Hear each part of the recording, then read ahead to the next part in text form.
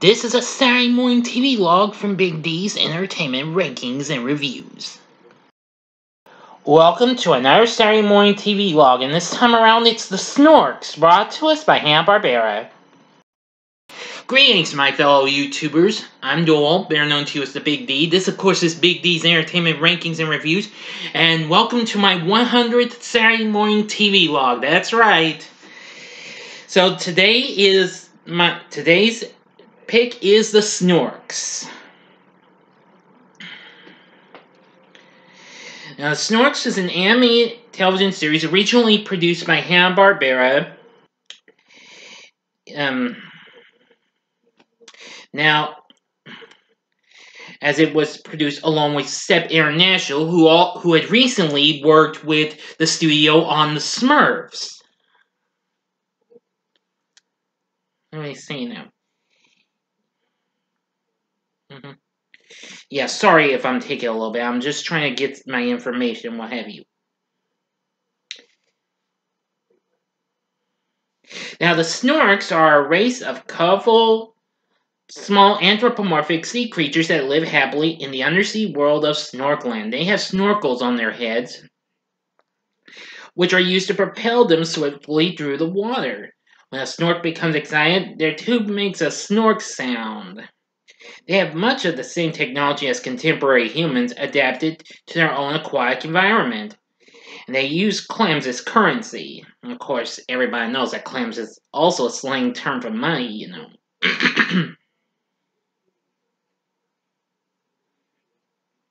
According to the backstory of this, which was described in the show's worldwide first season America opening theme, a few ventured to the surface, which the Snorks believe is outer space, in 1634 and watched a Royal Navy ship of the Spanish Armada being attacked by pirates. The captain wound up in the water, and that was the first contact between the species when the Snork saved his life, to which the captain then expressed his gratitude by writing down the encounter in his logbook.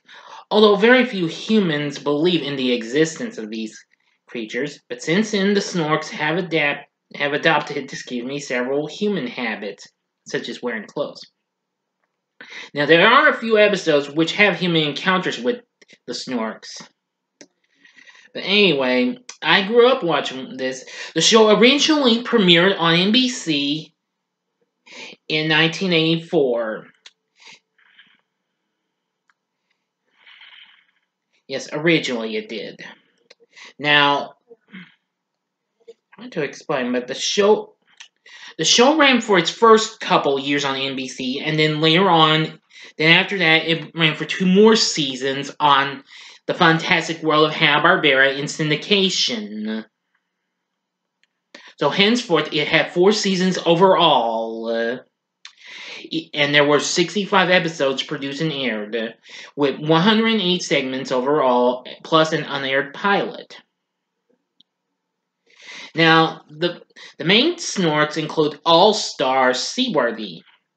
He's an athletic, yellow-skinned Snork, generally considered to be the hero of the series. He's smart, brave, and generous, usually serving as the leader of his gang during their different adventures. Well, he has a big interest and excels in science and inventions, much like his uncle, Dr. Galileo Seaworthy. Whenever All-Star reaches a light bulb moment, his belt buckle would start to spin, giving him a star-bright idea. Really something. Let's see. Then, of course, there's, well, I believe his gal pal, Casey Kelp, a salmon pink-skinned Snork with red hair, which is tied in pigtails with 2 green hair bows. Usually wears a green shirt that exposes her midriff and matching pants. Smart, brave, and kind-hearted she is. She will defend anyone, Snork or sea creature, when she thinks that they are either getting picked on or are in danger. She's also pretty good at drawing, and she was once upset about her giant Snork and went out of her way to hide or shrink it. Anyway,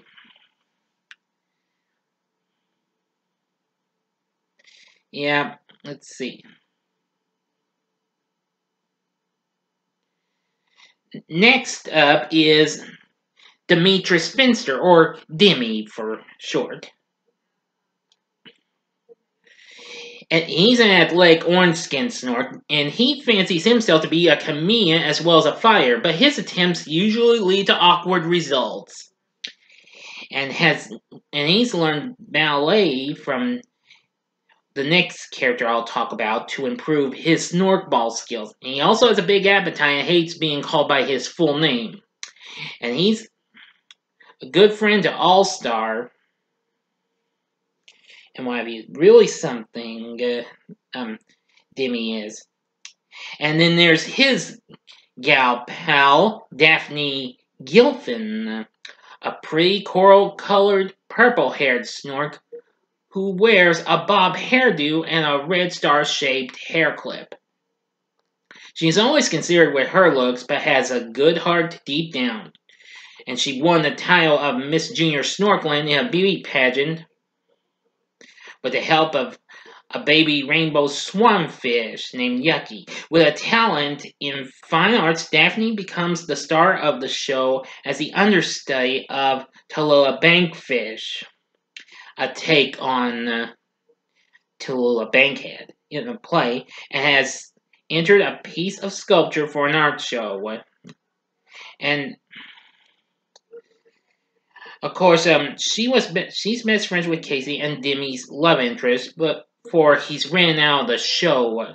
Yeah, Demi was removed from after the first 2 seasons. But, however, he does make some cameo appearances later on, but he's written, as they started with the 3rd season, Demi was written out of the storylines for unknown reasons. Oh well. Let me see. Then, of course, there's the one who really is kind of a meanie, Wellington Wentworth Jr., or Junior. An orange-skinned Snork with blue hair who is completely headstrong, but deep down has a good heart as well. He's often described as a wealthy snob that takes after his parents, especially his governor father. Now, during the first 2 seasons, Junior is seen as minor villain-like due to his rude, dishonest, snobbish attitude towards other Snorks, especially All-Star and the gang. Now, by later on in the later seasons, when it went to syndication, 2 seaweed-type monsters, Big Weed and Little Seaweed, I'll talk about them in a little bit, maybe. And then Junior became more genuine, but his willfulness is still there. He used to be friends with All-Star when he was younger, until standing up for himself went to his head. And Junior became jealous of All-Star, and his competitive side really does come into play. Now, he appears to have a crush on Casey during the first 2 seasons. But anyway, starting from season 3, he's often seen with Daphne and hangs out more with All-Star and the crew. Then there's, of course, Tudor Shelby, a green-skinned, good-natured Snork with dark green hair who is afflicted with aphasia, due to which he can communicate only through tooting and beeping. His parents will never share this language disorder, although his mom has a lisp. Nevertheless, he is well loved by his friends, who seem to have no problem understanding him, and he has the ability to communicate with some of the sea life. Really something. Let's see, and then we also have Corky, an orange-skinned Snork who works as the Snork police officer, and he's a dedicated defender of Snorkeland and quite a workaholic. And then, of course, there's All-Star's pet octopus, Aki. Now, he was once owned by Junior until he abandoned him, because he didn't get along well with Junior and will go out of his way to embarrass and or chase him. But Aki is very loyal to All-Star, though. There's lots of other characters in the show, supporting characters such as JoJo, Willie Wentworth, Governor Wellington Wentworth. Let's see. And some of the others I mentioned. There's lots of other characters as well. Now, there are some other villains in this, including Dr. Strange, Snorks, Seaworthy, and Bigweed and Lil Seaweed. Yeah, because they became the main villains for the 3rd and 4th seasons. Yeah, and well, those characters always seek to take over Snorkland and enslave the Snorks. Almost like to what Gargamel is to the Smurfs. And all that jazz. Plus a lot of others. There's too many to mention though, but if any of you have or haven't seen the show, let me show you a good look at the Snorks. Now here's a picture with a few of those, and I'm sure you know some of these Snorks and what have you. All-Star, Casey, Daphne, Aki, Tudor, and Junior. Yeah. There's some pictures with lots of others, but I'm only going to show you the ones that I mostly know by on the show. After the show had come to an end in 1989, the show would later get shown on the USA Cartoon Express and then later on Cartoon Network and Boomerang. Which I took the time to watch it a little, not a whole lot, but I do remember watching the Snorks as a kid. Anyway, in 2012, the Warner Archive released the 1st season on DVD for the first time. Well, it wouldn't be long until the 2nd season. Well, it'd be a few years, but in July of 2015, 3 years later, almost, we finally got the 2nd season, and almost a year and a half later, Warner Archive would release the 3rd and 4th seasons, the syndicate run together. So, anyway, I'm not sure how much these are considering their manufacture on demand, but anyway. Now, a few episodes have been seen on Hulu as well. Not all of them. I've seen 39 episodes, but that's all there is. But even so, I think the Snorks is a pretty good toon.